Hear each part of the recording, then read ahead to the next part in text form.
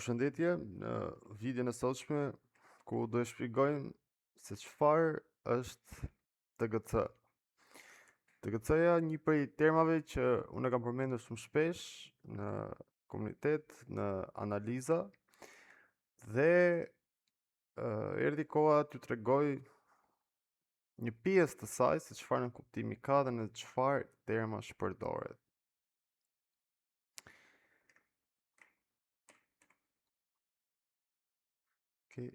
TGC. TGC-ja është një strategji le të themi, ose mbase jo një strategji, por një ndërthurje midis dy ose tre termave në CRT, e cila unë personalisht e kam quajtur TGC dhe nënkupton kupton në The GIS Concept. The GIS Concept ka qenë një prej strategjive të mira fillestare, të cilat tregtoja kur nuk kisha ende njëri rreth CRT-s si strategji, sepse në atë kohë nuk kishte dalë ende në treg, le të themi, dhe të gjitha njohuritë e mia jam dedikuar dhe përkushtuar duke i ndërthurur të gjitha në një koncept të vetëm. Dhe koncepti i vetëm ishte TGC, The GIS Concept. Pra, është një lloj sistemi cili është gjithmonë i njëjti model setupi se si krijohet në market dhe gjithmonë përbazë kisha modelin e entrit të TGC-s. Pra, TGC-ja është përmbledhje nga të gjitha strategjitë, pa përfshirë CRT-n, dhe më pas me pjesën e CRT-s, atëherë mori kuptim dhe vulën që TGC-ja ime është një prej faktorëve mbase më të forta që dominon në strategjitë e tjera. Edhe po e theksoj edhe një herë për personat që thonë gjona pa lidhje, TGC-ja është ndërthurje strategjish. Thjeshtimi është i quajtur në bazë ashtu siç mua më pëlqen, sepse është diçka që e kam ndërthuar në bazë të eksperiencës time. Kështu që unë jam thjesht ai që i kam bashkuar dhe kam themeluar këtë. Atëherë, TGC. TGC-ja është një prej modeleve ku unë zakonisht e përdor si key levels, e përdor si zonë likuiditeti, e përdor edhe si zonë model entry.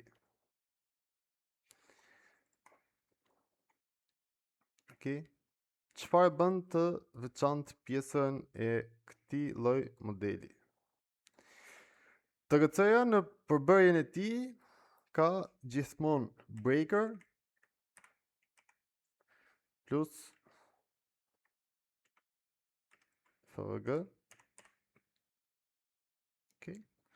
Dhe deri në këtë pikë thoni që po kjo breaker FVG çfarë ka për të quajtur TGC?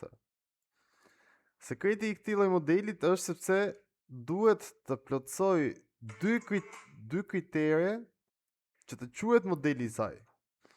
Dhe një prej kritereve unë do t'ja tregoj, ndërsa kriterin tjetër ju pres që të më shkruani në koment, në Telegram, edhe ta keni gjetur. Unë do ju ndihmoj deri në këtë lloj pike. Atëherë, TGC-ja është breaker FVG.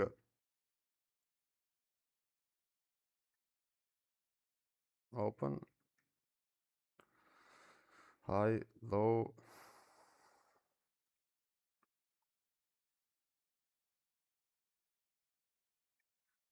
Okay.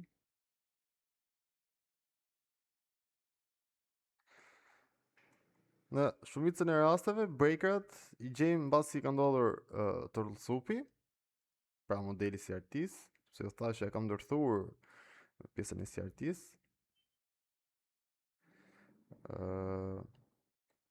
Turtlesup dhe këtë pikë unë e quaj TGC.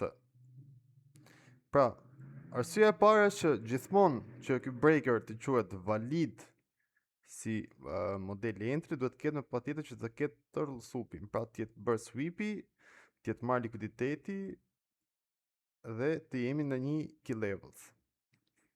Arsyeja e parë e TGC-s. Arsyeja e dytë të TGC-s, pse do e quajmë TGC, duhet ta gjeni ju. Sepse ju mund të shikoni breaker FVG dhe në këtë pikë kemi breaker dhe FVG, por edhe sweepin mund ta kemi të marrë, por cila është arsyeja që pse quhet në këtë rast ose jo.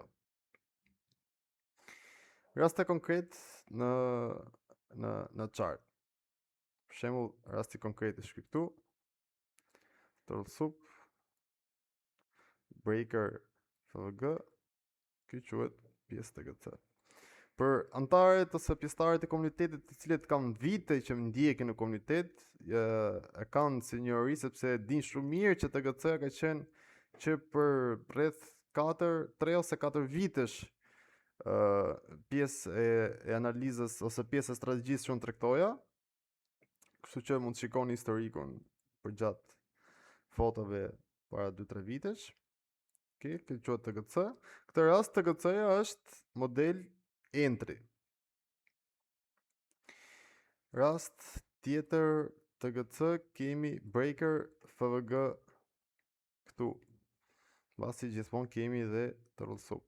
Okej, zakonisht TGC gjendet në këtë rast modeli i TGC-s është pjesë ku përveç turtle soupit kemi edhe modeli 1. Okej, është modeli 1, por në këtë lloj aspekti modeli 1 për mua do të quheshe pjesën këtu. Dhe tregtia merresh automatikisht sapo të kishte close below.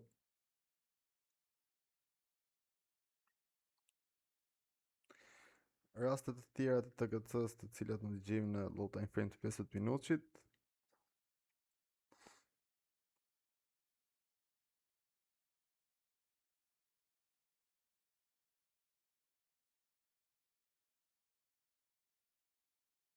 Okej, këtu s'kemi ende TGC, këtu kemi pjesën e turtle soup, model 1, expansion. Kjo është e pika e TGC-s. Kjo këtu është pikë TGC-ja ku gjithashtu është edhe retestim i menjëhershëm. Në këtë rast TGC-n e marrim si zonë likuiditeti në të ardhmen. Okej.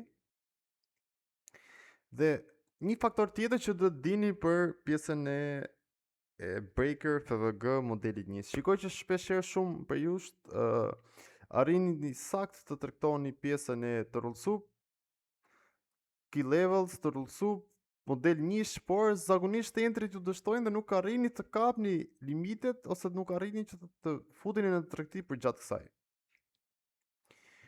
Përgjatë çdo setupi dhe çdo analize, pjesa si order block, si pjesa e FVG-s, si pjesa e breaker blockut, midis këtyre 3 key levelsave ose tash të quajtur edhe le të themi modeli entrysh,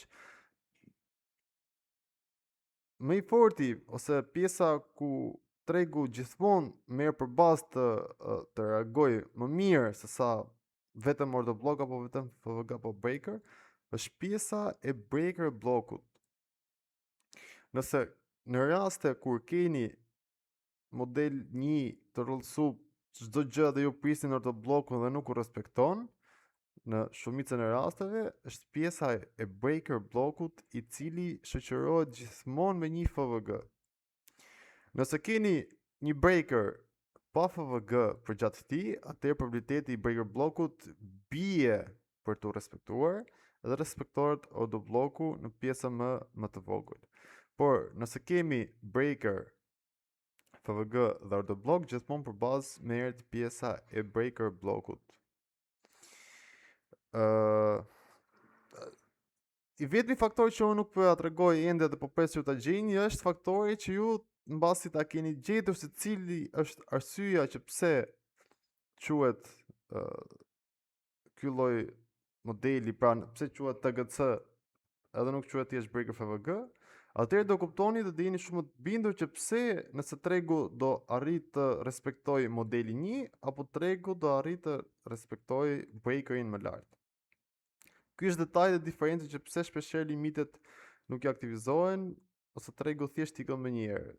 Gjithmonë tregu i jep arsyeën e tij para se të lëvizë, jep gjithmonë atë retracemin e tij. Thjesht do të jeni të qetë dhe të qartë për ta gjetur dhe për ta parë. Pra, TGC-ja është ndërthurja e breaker FVG.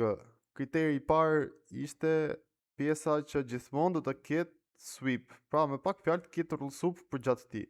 Faktori I dytë është pyetje për ju mbasi ta keni gjetur dhe unë po pres që ma shpjegoni. TGC-n ta shikoni pafund, TGC si key levels, TGC si për shembull TGC në këtë rast breakeri me FVG.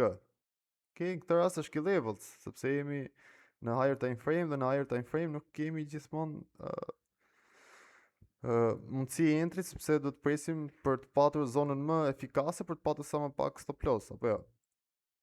Në këtë rast kemi TGC, në këtë rast mund të merrni dhe modeli 1. Në këtë rast disa marrin dhe modeli 1 në body.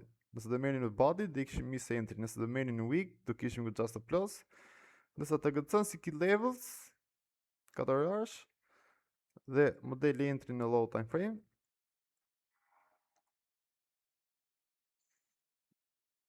Këtu. Okej. TGC, era parë, sweep.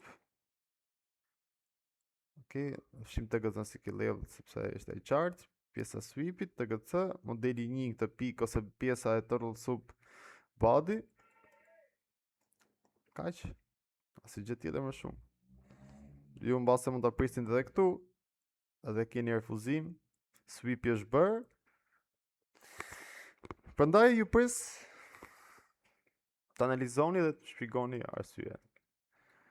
Për sa I përket analizave në afatgjatësi, për sa I përket XAUSD-s, dua t'ju theksoj që të jeni sa më të kujdesshëm në tregtit tuaja për gjatë kësaj periudhe, sepse jemi në një kohë ku marketi tashmë fillon dhe ul volumin e tij. Jemi në një kohë ku tregu nuk bëhet shumë, le të themi,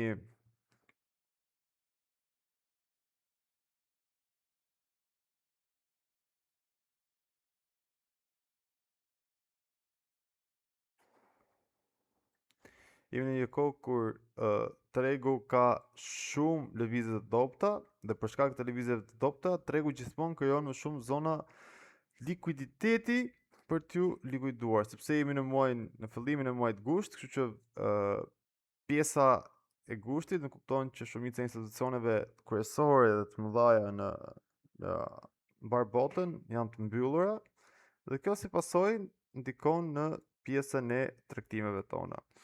Kështu që këtë muaj të gushtit, që theksova, shumë të kujdesshëm, 1-2 entry mbase në javë, për mos thënë në ditë dhe më pas fillojmë në muajin shtator.